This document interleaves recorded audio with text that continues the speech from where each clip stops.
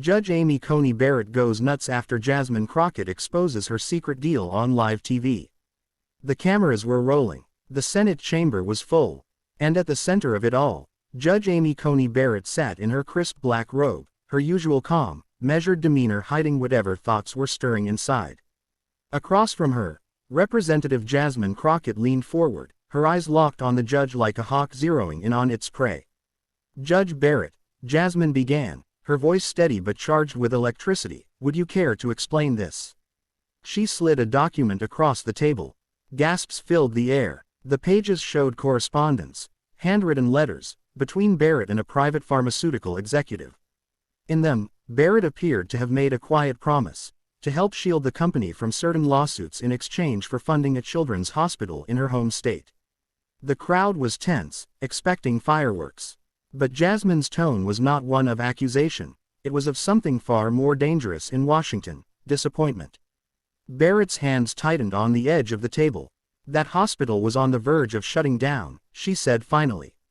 "If it closed, hundreds of sick children would have lost care. I made a choice." The chamber erupted into murmurs. But Jasmine didn't let the moment spiral into chaos. She raised her hand, silencing the noise. "Judge Barrett," she said softly, "sometimes the right thing can look wrong on paper. But the truth always has a way of showing its face." Barrett's jaw tightened. "You think I should have let them suffer?" Jasmine shook her head. "I think you should have trusted that people would stand with you if you told the truth from the start." A long silence fell over the room. Then, unexpectedly, Jasmine reached into her folder again and pulled out another set of papers. These weren't accusations. They were pledges, signed by over 50 lawmakers from both parties, promising emergency funding to keep the hospital running. "This could have been your path," Jasmine said gently. "No deals, no shadows, just open hands." For a moment, Barrett's eyes glistened, not with anger, but with something rawer. She glanced at the cameras, then back to Jasmine. "You're right," she said at last, her voice breaking slightly. "I thought I was being strong, but I was afraid. And fear makes you do foolish things, even for noble reasons." In that moment, something shifted. It wasn't the political theater people had come to expect. It was human. A judge, humbled. A congresswoman, offering grace instead of gloating. After the hearing, Barrett quietly announced she would cooperate with an ethics review and donate her personal funds to expand the hospital's outreach programs, no corporate strings attached. And she thanked Jasmine, not for exposing her, but for reminding her that even in Washington, truth and kindness could still shake walls. Weeks later, a viral photo spread across the internet. Amy Coney Barrett, not in robes, but in a cardigan, reading a book to a group of children in that very hospital's library. Jasmine Crockett sat beside her, smiling, not as a rival, but as a friend. The caption read, "When doing the right thing finally feels right." And for once, the world didn't argue. Barrett's public apology was one thing, but the ripple effects were another. Overnight, news networks spun the story in every direction, some praising her courage to admit a mistake, others accusing her of political theater.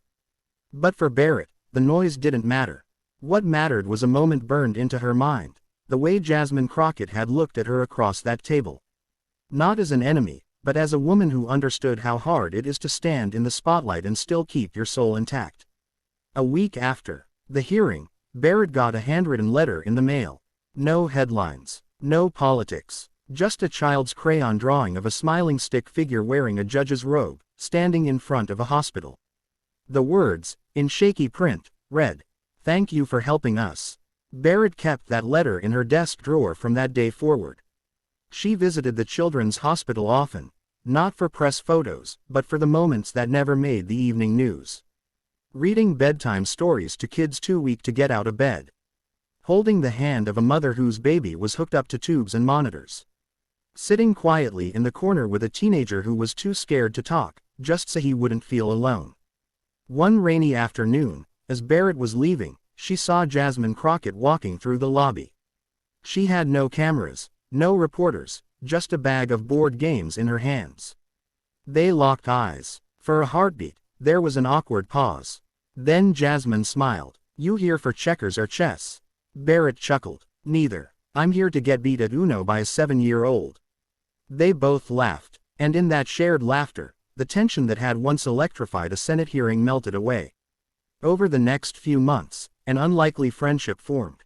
They still disagreed, often and loudly, on politics.